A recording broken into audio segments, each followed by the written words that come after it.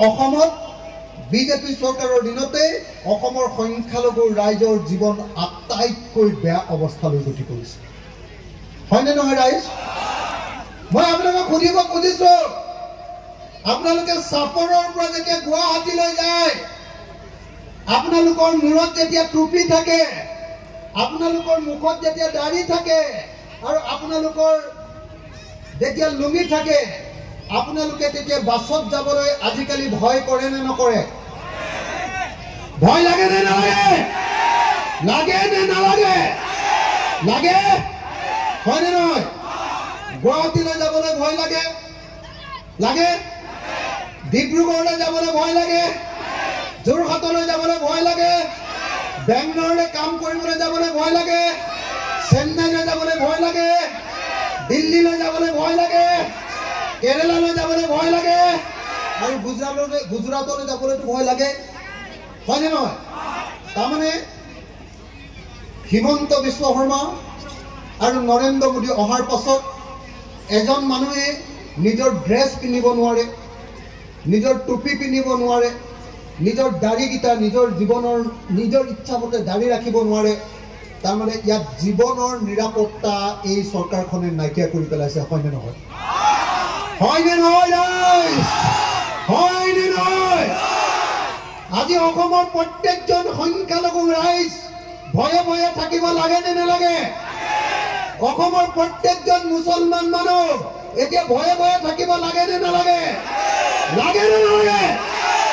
তাৰমানে বিজেপি চৰকাৰে আপোনালোকক ভয় খুৱাইছে, হয়নে নহয়? বিজেপি চৰকাৰে আপোনালোকৰ জীৱনৰ নিৰাপত্তা নাইকিয়া কৰিছে, হয়নে নহয়? তেতিয়াহ'লে বিজেপিয়ে আপোনালোকৰ আটাইতকৈ ডাঙৰ শত্ৰু, হয়নে নহয়? হিমন্ত বিশ্ব শৰ্মাই মুছলমান মানুহ সংখ্যালঘু মানুহৰ আটাইতকৈ ডাঙৰ শত্ৰু, হয়নে নহয়? তেতিয়াহ'লে হিমন্ত বিশ্ব শৰ্মাক আমি ব্ৰহ্মপুত্ৰত দলিয়াই পেলাব লাগিবনে নাই? লাগিবনে নাই? নাই, চবে মতা নাই। লাগিবনে নাই? লাগিবনে নাই? তেতিয়াহ'লে সাজু হওক, 2026ৰ কাৰণে সাজু হওক। সকলো বিৰোধী ৰাজনৈতিক দলক কৈ দিয়ক, কংগ্ৰেছক কৈ দিয়ক, ৰাইজৰ দলক কৈ দিয়ক, অসম জাতীয় পৰিষদক কৈ দিয়ক, CPI কৈ দিয়ক, CPM-ক কৈ দিয়ক, CPIM-ক কৈ দিয়ক যে তহঁতি গণ্ডগোল নকৰিবি, তহঁতি একলগ হ।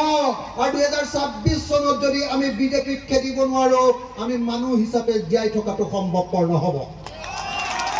হয়নে নহয়? হয়নে নহয়? হয়নে নহয়? ৰাস্তাত উঠি থকা মানুহবিলাকে একো নকয় নেকি? হয়নে নহয়? হয়নে নহয়? 2026 চনত আমি বিজেপিক খেদিব লাগিবনে নাই? মই সঁচাকৈ সুধিছো, লাগিবনে নাই? তেতিয়াহ'লে মই আপোনালোকক সাজু হ'বৰ কাৰণে অনুৰোধ কৰিছো, সাজু হ'বৰ কাৰণে অনুৰোধ কৰিছো। 26 চনত সকলোৱে মিলি জুলি আমি হিমন্ত বিশ্ব শৰ্মাৰ চৰকাৰখনক অসমৰ পৰা খেদিম আৰু যেতিয়ালৈকে খেদিব নোৱাৰো তেতিয়ালৈকে এই ভীষ্ম প্ৰতিজ্ঞা কেতিয়াও শেষ নকৰো। ভাল হ'ব? ভাল হ'বনে নাই? 30 টকা পায়, আমি কিনি খাওঁ 120 টকা, হয়নে নহয় বাৰু? হয়নে নহয়? আমি কি কৰিম? আপোনালোকে যেতিয়া বস্তুৰ দাম বেছিকৈ পাইছে, আমি তেতিয়া একো নকৰোঁ, আমি নিকিনো। যেতিয়া আপোনালোকে কম দাম পাব, তেতিয়া আমি চৰকাৰে কিনি লওঁ। কিনি লৈ আপোনালোকৰ ইয়াতে গুদাম বনাম, গুদাম, এইটো কয় কোল্ড ষ্ট'ৰেজ, গুদাম বনাম, তাতে বিলাহীটো ৰাখিম। যেতিয়া বেংগলোৰত দামটো উঠিব, ইয়াৰ পৰা বিলাহীটো পঠিয়াই দিম বিকিবলৈ।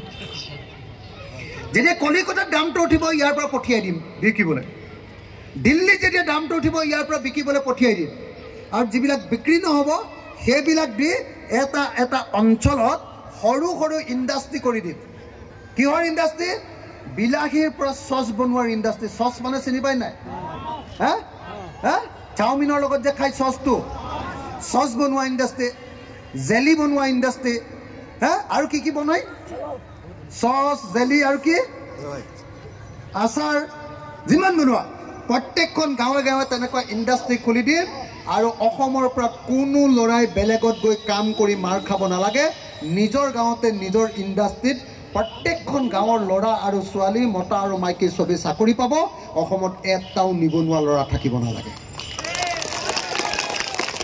মইতো বুকুত হাত থৈ আপোনালোকক কথা দিছো যে যদি আমি চৰকাৰ কৰো অসমৰ এটা লৰাই গৈ বেংগলত গৈ সিকিউৰিটি গাৰ্ড কৰিব নালাগে সবে অসমতে চাকৰি পোৱাৰ ব্যৱস্থা গ্ৰহণ কৰা হ'ব এটা ভাল হ'বনে বেয়া হ'ব সঁচাকৈ ভাল হ'বনে বেয়া হ'ব ভাল হ'বনে বেয়া হ'ব ভাল হ'ব গতিকে এই কথাটো আপোনালোকক মই প্ৰতিশ্ৰুতি দিলোঁ